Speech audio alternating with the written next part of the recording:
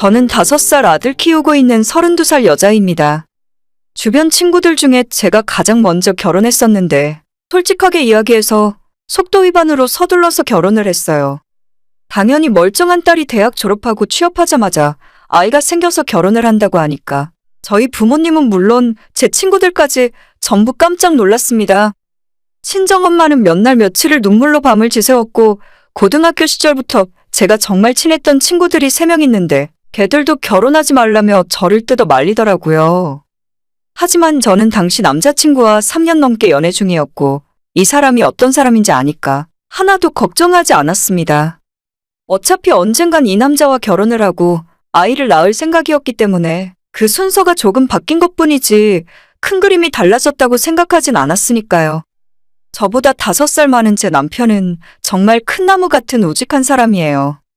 키가 크고 덩치가 커서 그런 것도 있지만 단순하게 외적인 부분보다는 내면이 진국이고 이 사람이라면 뭘 하더라도 믿고 따라갈 수 있겠다고 생각했습니다. 일단 제 남편은 대학을 나오지 않았어요. 요즘 세상에는 대학 나온 사람보다 안 나온 사람을 더 찾기 힘든데 저희 남편은 최종 학력이 고졸입니다. 그래도 남편이 고등학교 때 공부 안 하고 놀기만 했던 건 아니었고 지방 국립대 들어가서 1학년 마치고 군대 다녀온 후에 대학은 자신의 길이 아니라 판단해서 자퇴를 하고 바로 사회생활을 시작하게 된 거죠. 남편은 젊어서 총각 시절에 안 해본 일이 없을 정도로 돈 되는 일이라면 뭐든 다 했었다고 해요. 처음에는 막연하게 돈을 모아서 장사를 하겠다는 생각으로 마구잡이로 일을 했었는데 어느 날 인력사무소에서 소개시켜준 이상한 일을 하루 하게 되면서 남편의 인생이 180도 바뀌게 되었어요. 하수구를 기어 들어가서 청소하는 일이었는데 더럽고 냄새나는 일이니까 인력사무소의 대부분의 사람들이 기피하는 현장이었다고 해요. 일당을 더 준다고 해도 아는 사람들은 다 피하고 도망 다니는데 한 푼이라도 아쉬운 저희 남편 같은 사람은 돈 더 주겠다고 하니까 덥석 물어버린 거죠. 그 당시에 공사장 나가면 하루 일하고 받는 돈이 8만 원 정도였다는데 그 사람 따라가면 12만 원 준다고 하니까 묻지도 따지지도 않고 따라 나섰답니다.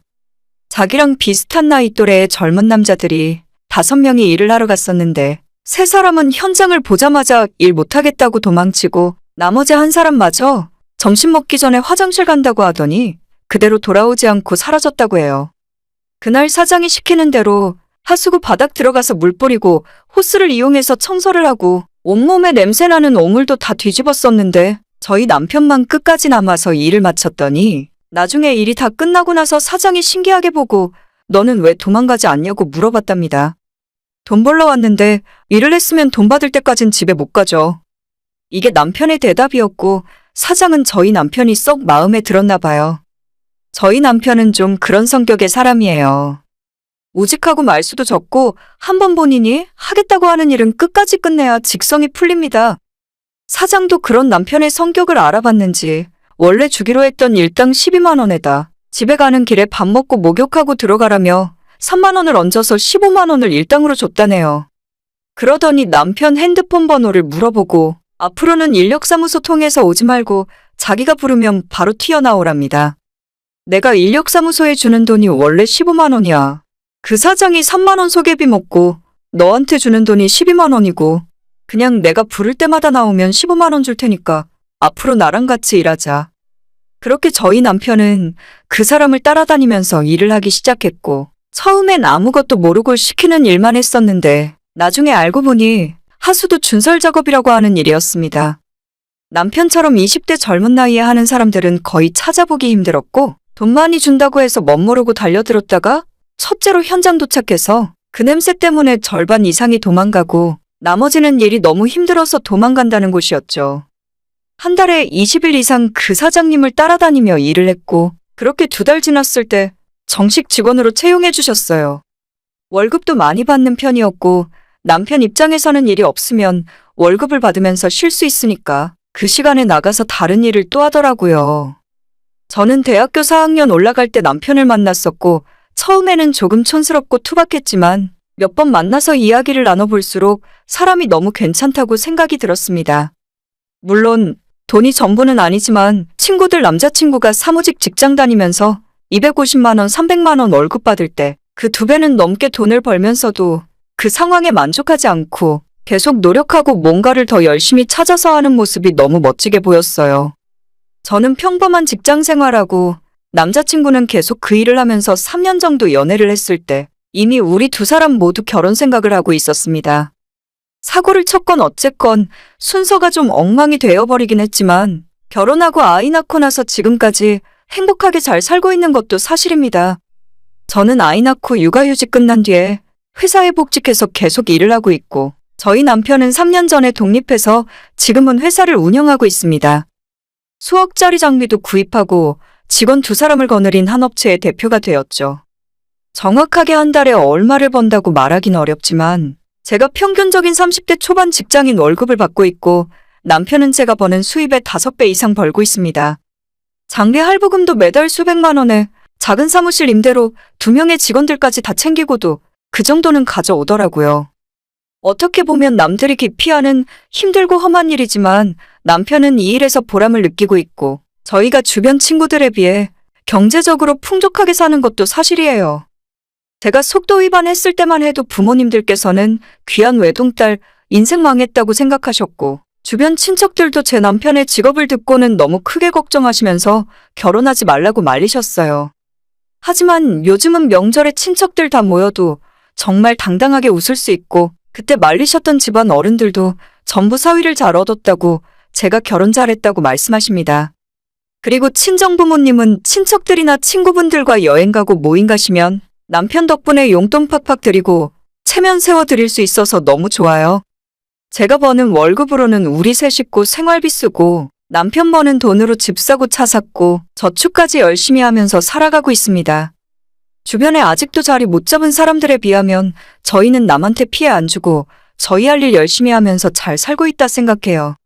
하지만 아직도 예전에 알고 지내던 사람들이 아무것도 모르고 연락해서는 네 남편 아직도 청소하는 일해? 그거 언제까지 할 생각인데? 아이 초등학교 들어가면 좀 창피하지 않겠어? 네 주변에 애엄마들 보는 눈도 있는데. 라는 소리를 할 때마다 제가 혈압이 올라서 뒷목 잡게 되더라고요. 저나 남편이나 원래 차 욕심 같은 건 전혀 없는 사람이었습니다. 불과 재작년까지 8년 된 중고차를 타고 다녔고 아이가 좀 더 크면 적당한 국산 SUV로 바꿔야겠다 생각하는 정도였어요. 하지만 친구들 모임이나 어디 사람들 모이는 자리만 가면 저희 남편 직업에 대한 이야기를 하고 제가 알아서 잘 살고 있고 우리는 대출 없이 집도 샀고 돈 잘 벌고 있다고 아무리 이야기를 해도 약간 저를 불쌍하게 보거나 못할 짓 하는 사람들로 바라보는 시선이 너무 싫더라고요. 남들 시선 의식하지 않고 사는 게 정답이라지만 너무 스트레스를 받다가 참다 못해서 남편 차를 1억 2천만 원 하는 벤츠로 바꿔줬어요. 제가 2천만 원, 그리고 저희 부모님이 사위 차 바꿔주는데 돈 보태라면서 3천만 원을 더 내어주셨고 나머지 돈은 정기예금 통장 하나 깨서 현금으로 차를 사주었습니다. 너무 비싼 차를 산 거 아닌가 고민도 많이 했지만 기왕 살 때 애매한 것보다 남편에게 가장 좋은 걸 해주고 싶어서 무조건 그걸 사야 한다고 제가 우겼어요. 과소비한다고 뭐라 하시는 분들도 있겠지만 정말 사람들 태도가 한순간에 달라지는 걸 느낄 수 있더라고요. 남편이 친구들 만나러 갈 때나 저희 부부가 같이 모임을 나갈 때 남편이 그 차를 몰고 오면 사람들이 저희를 대하는 태도나 바라보는 시선이 달라진 걸 느낄 수 있습니다. 예전에는 아무리 우리가 잘 살고 있다고 이야기해도 뭔가 측은하고 안쓰럽게 생각하더니 이제는 정말 성공한 사람처럼 대우를 해줘요. 제 남편이 하는 일이 몸을 청소하는 더럽고 못난 일이라고 생각하던 사람들도 외제차에서 내리는 남편을 보면 대단한 사업가로 생각하는 현실이 좀 웃기더라고요. 그래서 큰돈을 썼지만 전혀 아깝지 않습니다. 이젠 아무도 저희에게 쓸데없는 걱정과 그런 걱정을 빙자한 오지랖을 떨지 않거든요. 제가 여고 시절부터 친하게 지낸 3명의 친구가 있다고 아까 말씀드렸잖아요. 그중에 2명은 결혼을 했고 나머지 1명이 내년 봄에 시집을 갑니다. 지금이야 결혼하고 애 키우는 친구들이라 예전만큼 자주 얼굴을 볼 수는 없지만 그래도 2-3달에 한 번씩은 약속을 잡고 넷이 같이 뭉치는 날이 있어요. 아무리 바쁘더라도 꼭 그날만큼은 시간을 비워서 얼굴을 보고 저녁 먹고 커피 마시며 늦게까지 수다를 떠는 편입니다.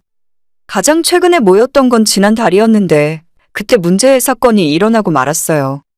그날은 결혼식 날짜가 확정된 친구를 축하하기 위한 자리였고 먼저 결혼한 저희들이 친구에게 필요한 정보도 알려주는 꽤 뜻깊은 자리였어요. 이런저런 이야기를 하다가 신혼집 이야기를 꽤 오래 했었고, 친구가 아직 돈이 부족하고 예비신랑이나 시댁에 써도 돈 모아둔 것이 없기 때문에 오피스텔 월세에서 결혼 생활을 시작할 것 같다 하더라고요. 친구 나이가 32이고 상대방 남자도 36인데 그 나이에 시작하는 결혼이 오피스텔 월세라고 하니 솔직히 쉬운 상황은 아니었어요. 하지만 각자 집집마다 사정이 있는 거고 이런 문제는 좀 예민하기 때문에 저는 말을 최대한 아끼고 있었는데 갑자기 한 친구가 저희 집 이야기를 꺼내기 시작했습니다. 그나저나 혜진이 집 산 건 어떻게 됐어? 내가 알기로는 너네 동네 아파트들 전부 2배씩은 올랐다면서? 저는 그 정도는 아니라고 적당히 말을 끊었는데 눈치가 살짝 없는 친구는 제가 집을 정말 좋은 타이밍에 샀다면서 오르기 직전에 사서 사자마자 엄청 올랐다며 푼수짓을 하더라고요. 지금 결혼 준비 중인 친구는 돈이 없어서 월세로 신혼생활을 시작하게 생겼는데 자꾸 저희 집 이야기를 하면서 그 집이 4억이 올랐네 5억이 올랐네 하고 있으니까 저는 정말 가시방석에 앉아있는 기분이었습니다. 역시나 친구들 사이에서 집 이야기가 자꾸 나오니 결혼한다는 그 친구가 살짝 기분이 안 좋아 보이더라고요. 저는 한마디도 안 하고 조용히 있었는데 괜히 저 때문에 친구가 화가 난 것만 같고 자리가 너무 불편했습니다. 결국 친구가 제 남편 직업에 대한 이야기를 꺼내기 시작하더라고요. 대체 무슨 일을 하는 거냐? 무슨 일을 해서 그렇게 돈을 잘 버냐? 이것저것 물어보길래 사람이 손으로 하기 힘든 커다란 곳들을 청소하는 회사를 운영하고 있다 대답했고 사실 저랑 몇 년을 알고 지낸 친구들인데 제 남편이 뭐 하는지 모를 리가 없었죠. 결국 하수도 이야기도 나오고 정화조 이야기도 나오고 제 남편이 어떻게 힘들고 더러운 곳에서 일을 하고 있는지 그 친구가 한참을 입이 마르게 떠들더라고요. 그러더니 친구가 결혼할 남자는 돈은 좀 적게 벌어도 사무실에서 일을 한다면서 나는 내 남편이 아무리 돈을 많이 벌더라도 그런 일을 하면 좀 싫을 것 같아. 다른 사람들 보기에도 창피하잖아. 제가 그 이야기 듣자마자 화가 머리끝까지 나더라고요. 그 자리에서 돈 자랑한 적도 없고 이 친구에게 나쁜 이야기를 한 적도 없는데 이유 없이 저희 남편 직업 이야기를 꺼내면서 비하하는 발언을 하는 이유가 대체 뭔지 모르겠습니다. 내 남편이 뭐가 어때서 하면 안 되는 불법적인 일을 하는 것도 아닌데 누군가는 사무실에서 일을 하면 누군가는 현장에서 직접 일하는 사람도 있는 거야. 저는 발끈해서 친구에게 따져 물었고 친구도 저한테 쌓여있던 게 많았는지 한마디도 지지 않고 똑같이 받아치더라고요. 그래, 대학 나온 사람들은 사무실에 앉아서 업무 지시하는 거고 대학 못 나온 사람들은 더울 때 더운 데서 일하고 추울 때 추운 데서 일하는 거라더라. 거기까지 듣고 있는데 이 친구가 평소에 이런 생각을 갖고 있었구나 생각하니까 배신감도 들고 도저히 그 자리에 앉아있지 못하겠더라고요. 야, 정신 차려. 지금이 조선시대도 아닌데 직업에 귀천이 어딨어. 돈도 없어서 월세방 신혼집 하는 주제에 누가 누굴 보고 무시하는 거야? 너가 오늘 버스 타고 집에 갈 때 나는 벤츠 타고 집에 갈 거야. 세상 물정 모르는 소리 그만하고 정신 똑바로 차리고 살았으면 좋겠다. 라고 말했더니 친구 얼굴이 새빨개져서 수치심에 부들부들 떠는 게 느껴질 정도였어요. 똥 묻은 개가 겨 묻은 게 나무란다고 솔직히 좀 웃겼습니다.